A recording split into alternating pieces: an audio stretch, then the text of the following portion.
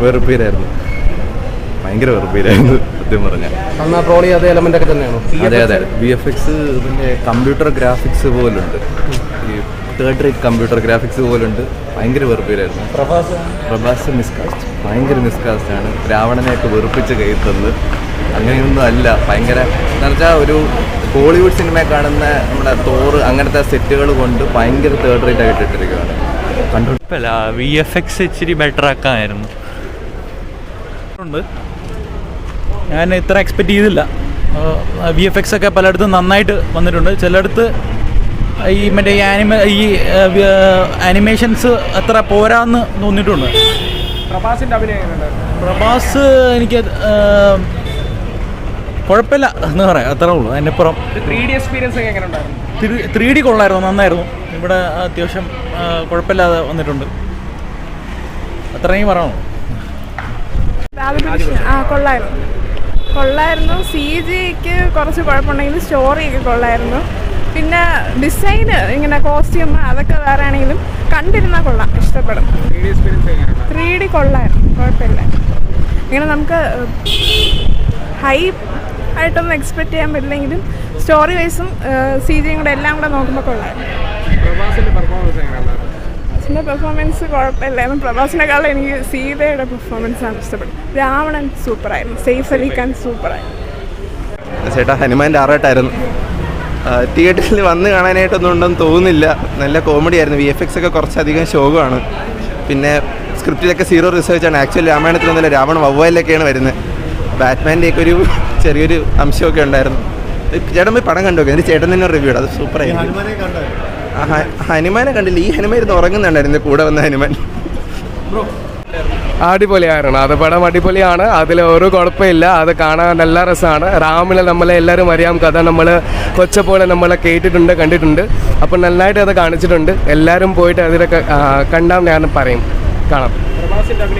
പ്രവാസ് സൂപ്പറാണ്. നമ്മൾ പണ്ടത്തെ പോലെ അറിയാം, ബാഹുബലിയിൽ കണ്ടിട്ടുണ്ട്, ഇതിൽ നമ്മൾ സെയിം ആണ്, അടിപൊളി ചെയ്തിട്ടുണ്ട്. അത് കൂടുതലൊന്നും പറയുന്നില്ല. 3D experience കൊള്ളാമാണ്. ലൈക്ക് അത് നല്ല എക്സ്പീരിയൻസിലായിട്ടുണ്ട്, അത് ഫീൽ ആയിട്ടുണ്ട്. കാര്യങ്ങളൊക്കെ വെച്ച് നോക്കുന്ന സമയം ഭയങ്കര ബോറായിട്ടാണ് എടുത്ത് വെച്ചിരിക്കുന്നത് പടം. 500 കോടി ബഡ്ജറ്റ് എന്നൊക്കെയല്ലേ ഇവർ പറഞ്ഞിരിക്കുന്നത്. ആ ബഡ്ജറ്റിന് ഒന്നുമില്ല പടത്തിൽ. ഫുൾ അലമ്പ് മേക്കിങ്ങും കോസ്റ്റ്യൂംസും എല്ലാം മോശമാണ്. 3D എഫക്റ്റിന് വേണ്ടി വേണേൽ ജസ്റ്റ് ഒന്ന് കാണാം, അത്രേ ഉള്ളൂ. കുഴപ്പമില്ല, അതൊക്കെ പോരാ.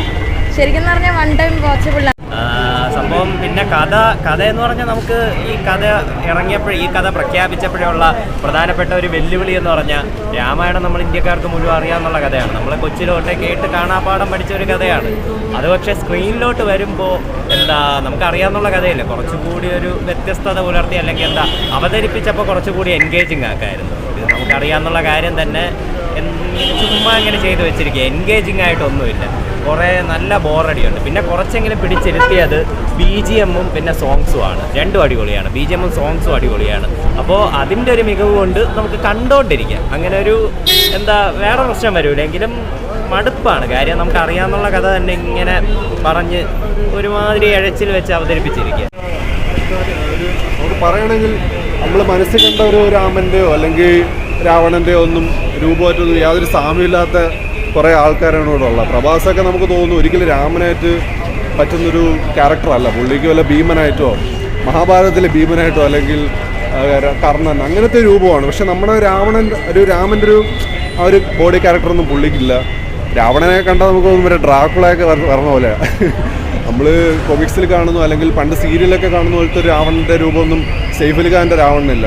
ഒരു ആർമി കട്ട് ചെയ്ത് ഇവിടെ കുറച്ച് സ്ട്രൈപ്പൊക്കെ ഇട്ട് കളറൊക്കെ ചെയ്ത മുടിയൊക്കെ വെച്ച് ഒട്ടും നമുക്ക് ഉൾക്കൊള്ളാൻ പറ്റാത്ത കുറച്ച് ക്യാരക്ടേഴ്സായിട്ടാണ് തോന്നുന്നത്. ഏതാ ന്യൂ ജനറേഷൻ ആണെങ്കിലും എന്തൊക്കെ ചെയ്യാൻ പറ്റും നമുക്ക്. ഇപ്പോഴത്തെ സിനിമകളൊക്കെ വെച്ച് നോക്കുകയാണെങ്കിൽ ഒട്ടേറെ പുരാണ കഥാപാത്രങ്ങൾ വെച്ച് സിനിമകൾ ഇപ്പോഴും ഇറങ്ങുന്നുണ്ട് ഇന്ത്യയിലൊക്കെ. പക്ഷേ അതൊക്കെ വെച്ച് നോക്കുമ്പോൾ ഇത് ഭയങ്കര പിന്നെ എടുത്തു പറയേണ്ട ഗ്രാഫിക്സിൻ്റെ പ്രശ്നമാണ്. ഗ്രാഫിക്സ് നമുക്ക് ഓക്കെ, ഇന്ത്യക്ക് ഈ ഒരു ബഡ്ജറ്റിൽ ഇത്രയൊക്കെ പറ്റുള്ളൂ എന്ന് പറയുമെങ്കിലും നമ്മൾ ഇത്രയും ലോക സിനിമകൾ അവതാർ, വേ ഓഫ് വാട്ടറൊക്കെ പോലത്തെ ഗംഭീര പടങ്ങളൊക്കെ കാണുന്ന ഒരു പ്രേക്ഷകന് ഇതൊന്നും ഒട്ടും ഉൾക്കൊള്ളാൻ പറ്റില്ല. 500 crores ഈ പടത്തിൻ്റെ മുതൽ മുടക്കം തോന്നും. പക്ഷേ ഒരു 50 കോടിയുടെ പോലെ ഒരു മുതൽ മുടക്ക് ഗ്രാഫിക്സ് കാണാനില്ല. 2018 ഇതിനേക്കാൾ എന്ത് ബെറ്റർ ഗ്രാഫിക്സ് ആണ് യൂസ് ചെയ്തിരിക്കുന്നത്. അത് ആകെ 20 കോടിയുള്ളൂ ബഡ്ജറ്റ്. ഇത് 500 കോടി എന്ന് പറയുമ്പോൾ ഒട്ടും ഉൾക്കൊള്ളാൻ പറ്റാത്ത ഗ്രാഫിക്സ് ആണ് യൂസ്